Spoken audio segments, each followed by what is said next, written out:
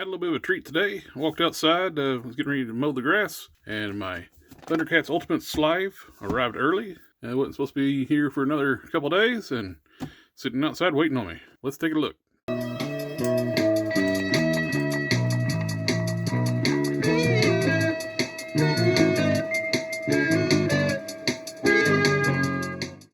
Slithe comes in the extra thick version of the Ultimates packaging. He is a hefty size figure, but one thing I noticed, looked at it, my sleeve has got a big, like a crease in it.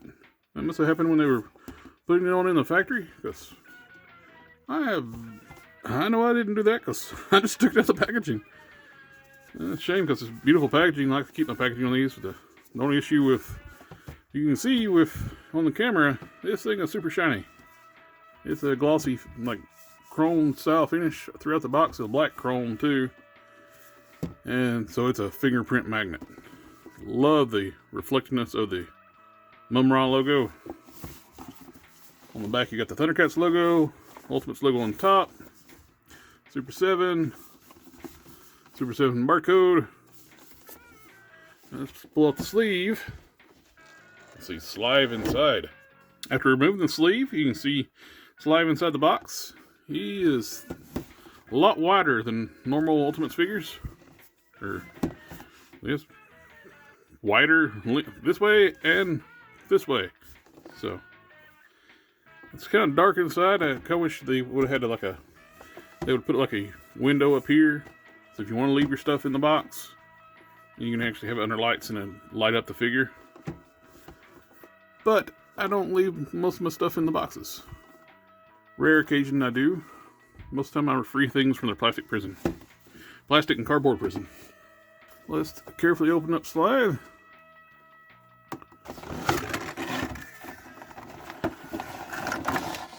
He is a chunky boy. Here we see Slithe in the plastic tray. And I was a little worried. I've seen some pictures. The blue-gray was very, very blue in some pictures online.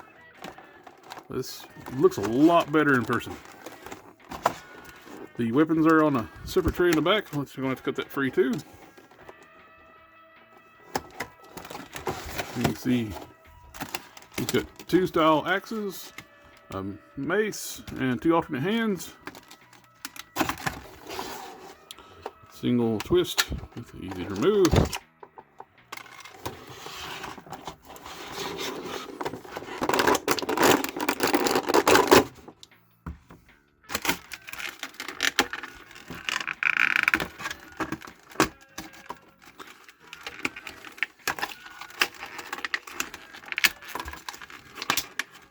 Here we have Slithe outside the plastic tray. I've already swapped out one of the faces, just tried out, and swapped out one of the hands, and give him his mace weapon. Speaking of the accessories, go ahead and look at the rest of the accessories. He has this more refined pole axe, and a really rough style looking pole axe. Looks like it was made in a cave and grabbed a branch out of the jungle. That might be episode specific, but I don't know which one. He comes with two grip hands and two style pose hands. Now the grip hands and style pose are the same, just mirrored on each side. And each of the hands has the blue-gray in the palms. And here's the mace weapon he has. Now that's the weapon I prefer on this figure. And this is the alternate head that's in the box that comes on the side in the packaging. I like this one a lot. It's got a lot more personality. The other one's more like a neutral face. This one I can hear him going, yes. That is so cool looking. On the other face, it's more of a neutral style expression. This is what comes packaged in the figure. The heads are almost like just a face plate. You popped it off the ball joint and swap out the heads. Now to do so, you just pop it off. There's a big double ball peg in there. There's a huge ball peg at the base and a small one where the faces attach. You just pop it on. The hands just are on the peg system. They just pop out. Install the new ones. The grip hands are very tight. The plastic is very stiff, so it takes a little effort to get the weapons into the hands. But for detail in this thing, love all the detail. The reptilian skin texture, the spots are raised up sculpts. The leather-like material for the chest harness. He's got the bull centerpiece. Even like you got the wrinkles in the jowls and around the neck. It looks so good. This thing is sculpted so well. The fur loincloth. All the wrinkles down the tail. And the calves on him. He looks really good. He needs some heavy calves because he is a heavy boy. He weighs quite a bit more than a regular Motu style body figure. But I like it a lot. He is chunky. He's thicker a lot more. The only issue I see paint wise on mine, I'm missing a little bit of paint here. It looks like it was rubbing into this plastic tray. I noticed on this one, on the eye here, you can see there's a little bit of a spot in the eye on that one. It's not too bad, but it is a noticeable bit.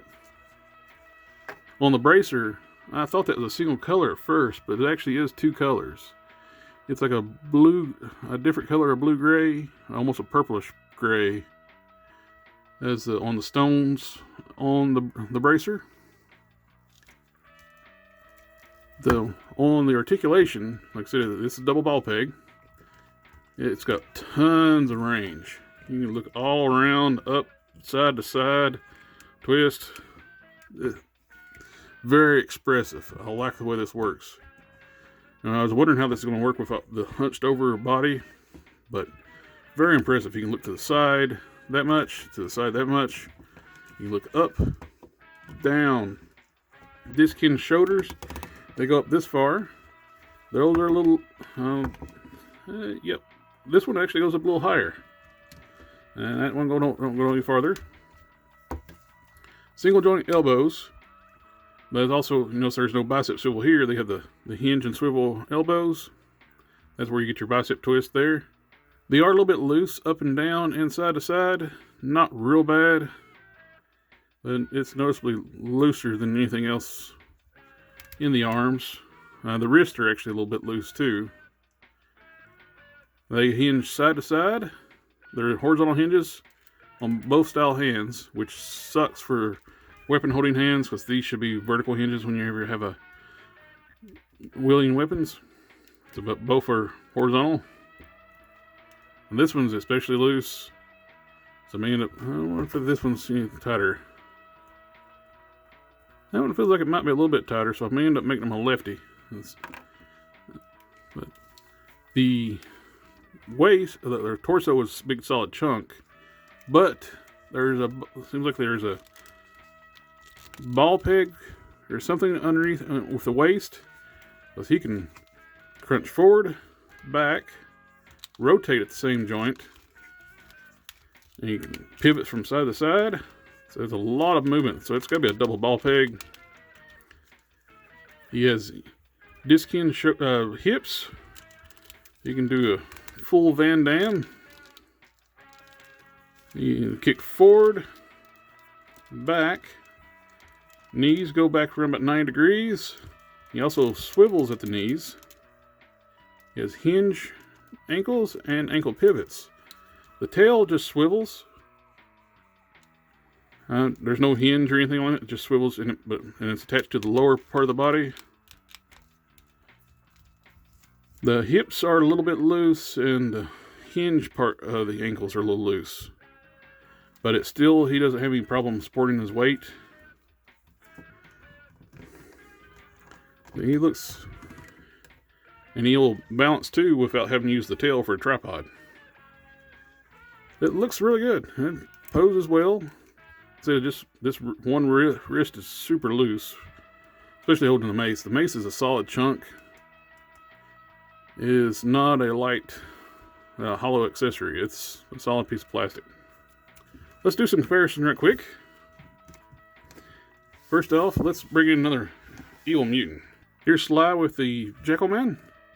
I really wish that when Super7 did a different Jackal Man, because this one's really tall. This one's taller than Lino. When they just reissued the Mattel one with a different alternate head and some more accessories. But body-wise, it was the exact same figure. Here he is with the decrepit Mum-Ra.